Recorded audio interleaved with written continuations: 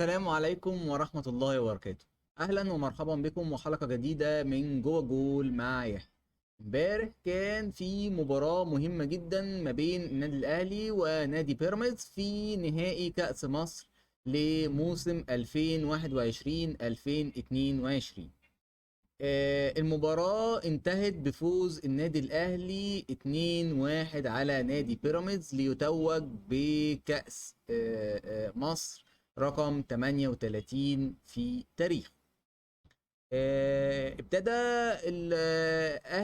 النادي الأهلي بتشكيل مكون من محمد الشناوي في حراسة المرمى، خط الظهر ناحية الشمال عندنا علي معلول، ناحية اليمين محمد هاني، لعب باتنين في القلب محمد عبد المنعم ورامي ربيعة. قدامهم حمدي فتحي وعمرو السولية ومروان عطية. اتنين قدامهم في الامام حسين الشحات وبيرسي تاو، ورأس الحربة محمود عبد المنعم كهربا. الناحية التانية نادي بيراميدز ابتدى اللقاء بتشكيل مكون من أحمد الشناوي في حراسة المرمى، خط الظهر مكون من ناحية الشمال عندنا أسامة جلال، ناحية اليمين محمد حمدي، اتنين في القلب أحمد سامي ومحمد الشيبي، وثلاثة في نص الملعب وليد الكارتي وبلاتي توريه وعبد الله السعيد. قدامهم رمضان صبحي واحمد توفيق، ورأس الحربة الصريح ابراهيم عادل. يمكن نادي بيراميدز بقيادة جيمي باتشيكو كان بيلعب بتحفظ شديد جدا، والنادي الاهلي برضه، ولكن انا بتكلم على ان هو كان بيحاول ان هو يقفل على الطرفين بتوع النادي الاهلي وعارف خطورتهم، وهو محمد هاني وعلي معلول. في جبهة علي معلول كان مقفل ب محمد حمدي وأحمد توفيق، وجبهة محمد هاني كان مقفل بأسامة جلال، و كان بينزل يساعدهم بالتناوب كده وليد الكارتي ورمضان صبحي.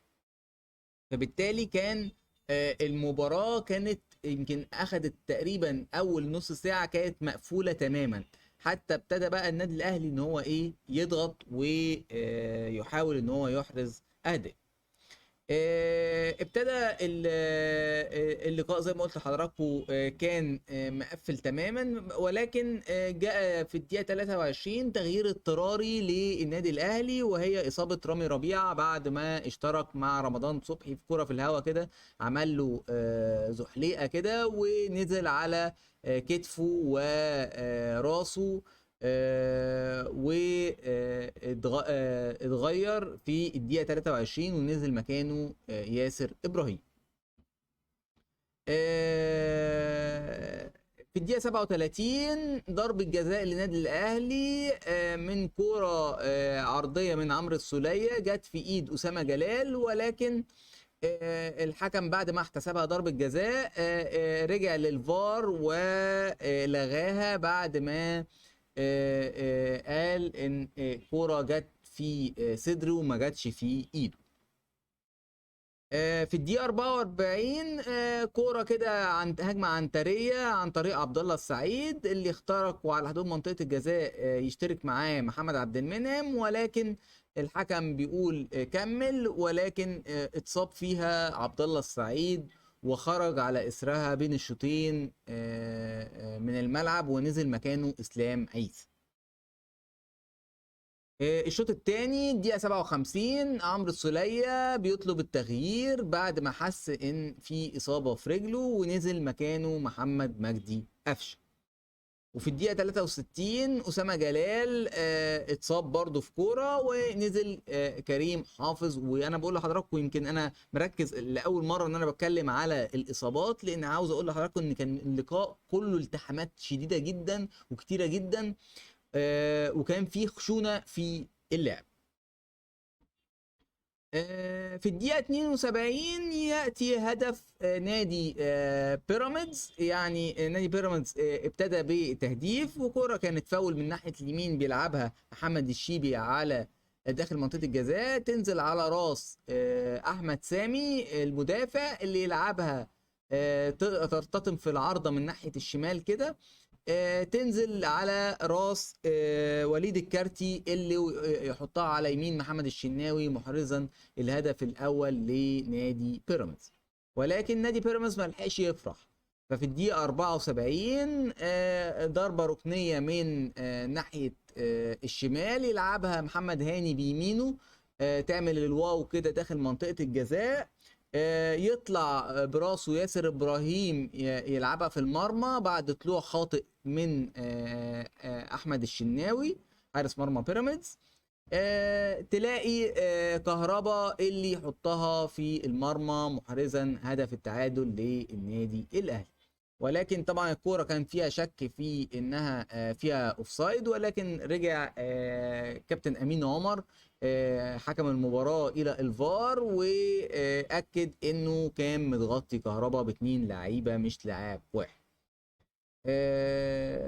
وينتهي الشوط الثاني بالتعادل الايجابي 1-1.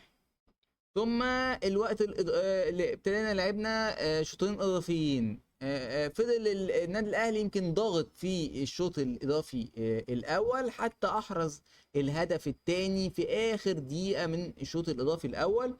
كوره لونج باس عالمي من حسين الشحات من نص الملعب، يلعبها على راس حمدي فتحي داخل منطقه الجزاء بعد ما خرج بالغلط برضو احمد الشناوي طلع على الفاضي وحطها براسه في المرمى خالي محرزا الهدف الثاني وهدف الفوز للنادي الاهلي. في الشوط الاضافي الثاني في الدقيقه 110 هدف غير محتسب لنادي بيراميدز، فكورنر من ناحيه اليمين اتعمل من كريم حافظ داخل منطقه الجزاء، تعدي من كل الناس كلها من المدافعين والمهاجمين، تلاقي رمضان صبحي اللي يحطها بيمينه على يمين الشناوي في الزاويه الضيقه، ولكن الكره ترتطم بصدر حسين الشحات، ولكن وسط مطالبات يعني من لعيبه بيراميدز ان الكره ضربه جزاء وان الحكم يرجع للفار، ولكن كابتن امين عمر قال انها جت في صدره وكانت على خط المرمى، هدف مؤكد كان لنادي بيراميدز. يمكن الكره دي كانت نقطه تحول في اللقاء، ادت دافع كبير جدا للنادي الاهلي وادت احباط لنادي بيراميدز. في الدقيقة 117 شهدت حالة طرد لمحمد عبد المنعم مدافع النادي الأهلي بعد ما ضرب فخر الدين بن يوسف البديل بدون كورة بعد ما ضربه بالكوع كده، ويمكن الفار هو اللي جاب الكورة، يمكن كابتن محمد أمين عمر ما شافهاش، ولكن رجع للفار وشافها وتم طرد محمد عبد المنعم. بهذه النتيجة يفوز النادي الأهلي بكأس مصر للمرة 38 في تاريخه، وبيراميدز للأسف لا يتحصل على البطولات من ساعة ما ظهر في 2018. كان يأمل طبعا نادي بيراميدز ان هو ياخد البطولة ديت وتبقى فتحة خير عليه قبل دور الثمانية في كأس الكونفدرالية، ولكن ما قدرش انه يحافظ على تقدمه في اللقاء. كان ممكن يفوز باللقاء بعد ما تقدم في الدقيقة 72 لو كان مسك نفسه، ولكن النادي الأهلي بخبراته وبلاعبيه ومجلس إدارته قدر انه يقلب تأخره لفوز 2-1. النهارده في دوري ابطال اوروبا في عندنا مباريات. عندنا المان سيتي هيقابل بايرن ميونخ في تمام الساعه 9 بتوقيت القاهره، ونادي بنفيكا هيقابل نادي الانتر في تمام الساعه 9 بتوقيت القاهره. دي كانت اخر حاجه معانا النهارده، نلقاكم في حلقه جديده من جوه الجول مع يحيى، والسلام عليكم ورحمه الله وبركاته.